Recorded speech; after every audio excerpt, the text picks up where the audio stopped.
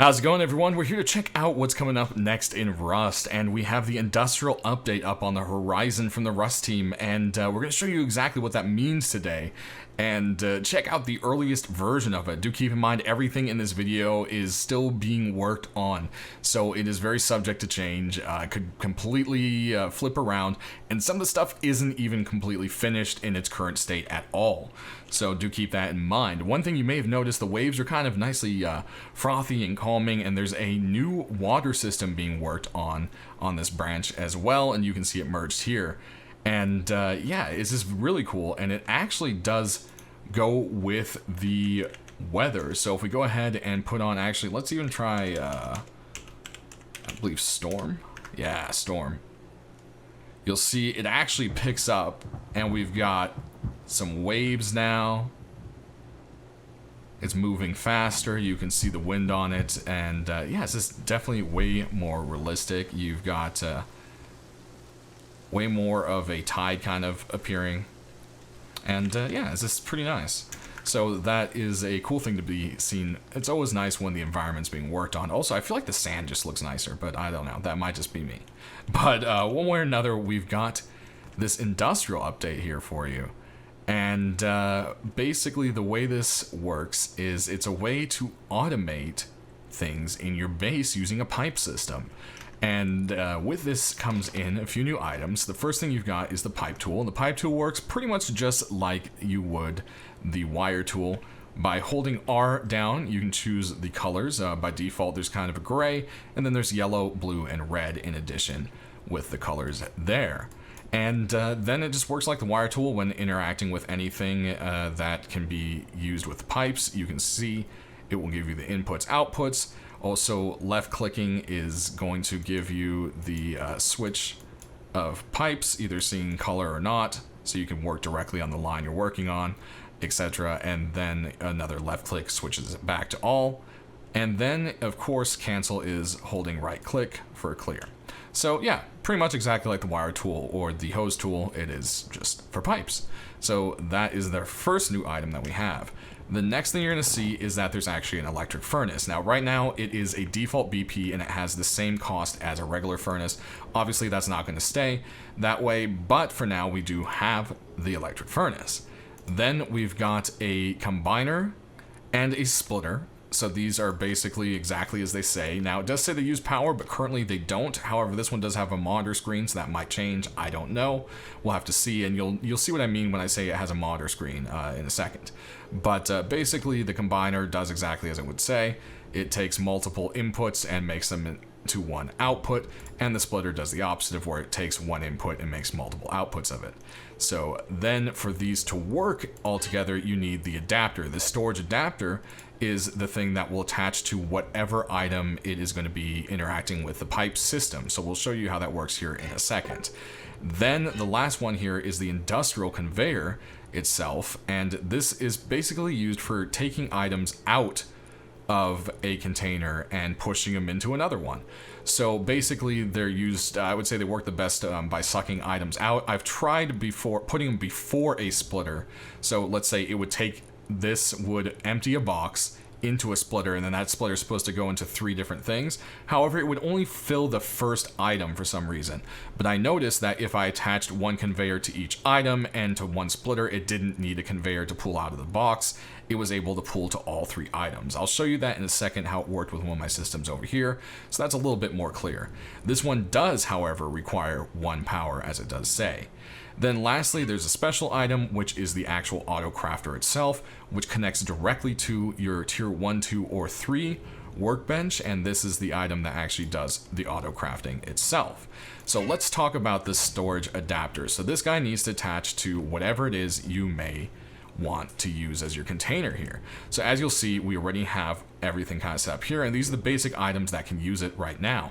This could change, we'll just have to see. But the small box, large box, refrigerator, the stone furnace, electric furnace, large furnace, you'll notice that the refinery does not actually have a connection for it, unfortunately.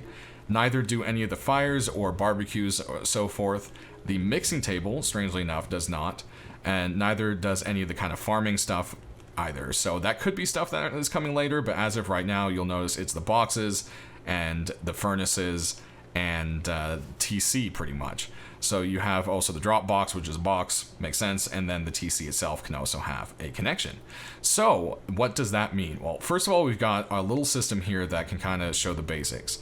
So what we got here is our little connectors, right? We've got one on the TC, one on our little box, and one on the drop box. So what you could do here is go in and deposit your stone and whatever stuff for the day, right? And once it's in here, it's actually gonna get sucked into this box. So let's go ahead and just give ourselves some stone. So, oh, I just brought back 1,000 stone and want that in the TC. So we're gonna pop it into here. And you'll notice that it's going down, and you'll see right here on the little monitor, a little stone goes by, and that is actually going into this box. And then from this box, which is pretty much like a buffer to hold, you know, space, it is then taking out of here and into your TC. So there you go. You could keep a backup for your TC. This also means you could have a remote TC somewhere else where you don't actually have any access to it at all physically. But of course, you know, that sure it's hidden more, but then people could also just follow the pipe to it. But if you have a lot of pipes, that might be hard to do. You know, hey, it's something just to consider. So that's kind of something of a simple little system right there. But another thing here, of course, the electric furnace is a new item. So, you know, let's make a system with it. How about we just auto smelt everything we can? So we have like our little ore box here, and let's just say that's our farm from our last little trip we made. And we want to go ahead and auto smelt it with these electric furnaces and just have the finished product end up in here with the rest of that ore. So basically we have the system set up here for that. And what I did is these furnaces all have power to them. You'll notice that all the furnaces have is a simple power. There's no pass-through on them, and there's also no like toggle on them. So that's something to keep in consideration. Again, that might change. My little answer for instead of having to put an individual power switch to each one, I just have constant power going to them, and then we can flip this guy here, which flips that igniter there in the back we just peeked at, and boom. They're on and lit and ready to go, right? So now that we have our furnaces ready to go, we need to start sending what's in this box to them. So we're gonna have that, and it's gonna go into a splitter, but something needs to pull it from the box through the splitter and into these furnaces. Like I spoke about before, I used to put the conveyor in between here, and it would only go into the splitter, but only into the first furnace. So what I noticed is you seem to need a conveyor for each furnace. So as you'll notice, we have this one here, and this one here. So if we go here, you'll see that they're all pulling out of the splitter and then going into the bottom of the input right here. So you'll see now on the monitors, you should see, yep, there we go, ore is passing through, ore is going in, and then you'll see that these are activated now because what I have done is actually set them to pull out the specific items. Now, when it comes to the conveyors, you don't always have to set them. I mean, if you only put ore in a box, then you don't have to really say exclude items. But when it comes to pulling items out, you do need to apply filters to it, because it will actually, if I don't have these filters, it will start to pull the ore out as well, and then it won't get smelted. So I went ahead here and just put it's only allowed to pull out the finished products of smelting. And it's real simple. Just to add something, you just type it in, like, I don't know, bone. There you go. Everything comes up. You pick one. I want to add bone clubs to this or something. And change my mind. There you go. Delete. Very nice and simple. So these are all then being pulled out. Again, you need something to pull it out of here. It's not going to automatically push the finished product out. So each one then has a conveyor to pull it out. The 3 conveyors then connect into our combiner. And the combiner just drops it off into the chest. And it looks like you don't need anything to pull it out of the combiner or the splitter. So like I said, it's more of a pulling than a pushing when it comes to setting up the system, if that makes sense to kind of keep it in your head. So what is a practical use of this that we can do? Well, the easiest, simplest thing I came up with was, well, what about automatically crafting gunpowder? Now, of course, you can stick it into a mixing bench and walk away, but what if you want to continuously keep crafting? You don't have to worry about it. Or what if you want to set up a bigger system that auto crafts gunpowder and then turns it into explosives, etc.? Or, you know, goes from gunpowder to explosives to actual rockets. That is something you could set up. So, simple idea here is we basically have a box and we've thrown wood and sulfur in there because that's the two things you need. The wood turns into your charcoal and sulfur is sulfur. So we have that set up into a splitter, same thing, and it's going into 2 regular furnaces because we want the charcoal from it. If you don't have the charcoal, then you can't make the gunpowder, and with the electric furnace, there is no charcoal output, so keep that in mind. So if we go ahead and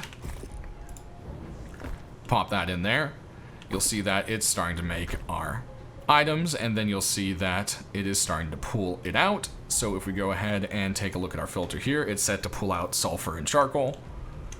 And same thing right here, sulfur and charcoal, and then it puts it into our auto crafter. But once it gets in here, what's it do and how's it know how to do it? Well, you need to actually sacrifice a full blueprint.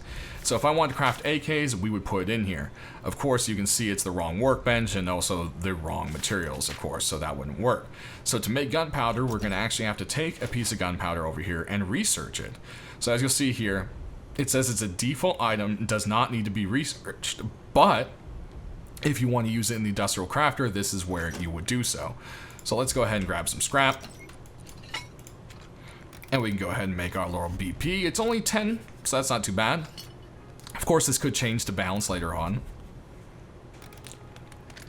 And now you have a physical gunpowder blueprint that you can put in your auto crafter. So now you stick it in here and away it goes. And now it's making us gunpowder. Now this does have an output, so I could then technically say, okay, I want this to go out of a chest. Go out of here into a chest, and then, you know, from that chest it would go into a workbench tier 3 where it's used to make explosives. So I mean, it's definitely a very cool system. And there's a lot that could be done with this. And yeah, I just see this really be expanded upon and people coming out with some really cool kind of, machine lines here. But that's it, everyone. Sound off down in the comment section below how you feel about this and what excites you or what doesn't. And you stay rusty. Thanks for watching.